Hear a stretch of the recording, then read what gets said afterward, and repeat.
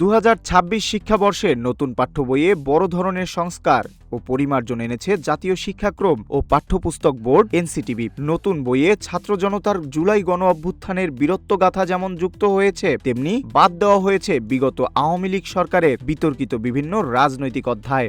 দেশের প্রকৃত ইতিহাস তুলে ধরতেই এই পরিবর্তন আনা হয়েছে বলে জানিয়েছে এনসিটিবি। নতুন বছরে শিক্ষার্থীদের হাতে পৌঁছানো ও পাঠ্য বইয়ে বদলে গেছে দেশের রাজনৈতিক ইতিহাসের বর্ণনা। এবার বইয়ে গুরুত্ব পেয়েছে 2024 সালের জুলাই বিপ্লব। ষষ্ঠ থেকে দশম শ্রেণীর পাঠ্য বইয়ে জুলাই গণ অভ্যুত্থানের প্রেক্ষাপট, ঘটনাক্রম, শহীদ আবু সাঈদের আত্মত্যাগের চিত্র তুলে ধরা হয়েছে। কিউব হোল্ডিংসের গল্পে সেই রেখাটি আঁকা হয়েছিল আজ থেকে 1 যুগ আগে।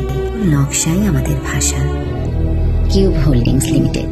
অষ্টম শ্রেণীর সাহিত্যকণিকা বইয়ে কার্টুন ও চিত্রের মাধ্যমে জুলাই বিপ্লবের বীরত্বগাথা ফুটে উঠেছে। এতে ফুটিয়ে তোলা হয়েছে হেলিকপ্টার থেকে গুলি ছোড়া ও শিক্ষার্থীদের ওপর দমন পীড়নের ভয়াবহ চিত্র।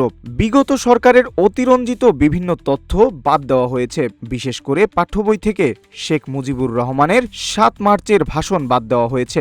এছাড়া আগের সরকারের শাসনামলে স্বাধীনতার ইতিহাস নিয়ে যে অতিরঞ্জন বা ব্যক্তিবঞ্জনা ছিল তা পরিহার করার চেষ্টা করা হয়েছে বলে জানিয়েছে এনসিটিবি। নবম ও দশম শ্রেণীর বাংলাদেশ ও বিশ্ব পরিচয় বইয়ে 1971 সালের 26শে মার্চ কালুরঘাট বেতার কেন্দ্র থেকে শহীদ রাষ্ট্রপতি জিয়াউর রহমান যে স্বাধীনতার ঘোষণা দিয়েছেন তা স্পষ্টভাবে যুক্ত করা হয়েছে বলে জানা গেছে। বইয়ে সাবেক নির্বাসিত প্রধানমন্ত্রী শেখ হাসিনা সরকারকে নিপীড়ক শাসক ও ফ্যাসিবাদী হিসেবে অভিহিত করা হয়েছে বলে জানা যায়। 2011 সালে তত্ত্বাবধায়ক সরকার ব্যবস্থা বাতিল, 2014 এর ভোটারবিহীন নির্বাচন, 2018 এর রাতের ভোট এবং 2024 সালের ডামি নির্বাচনের বিষয়গুলো রাজনৈতিক প্রতারণা হিসেবে বইয়ে উল্লেখ করা হয়েছে।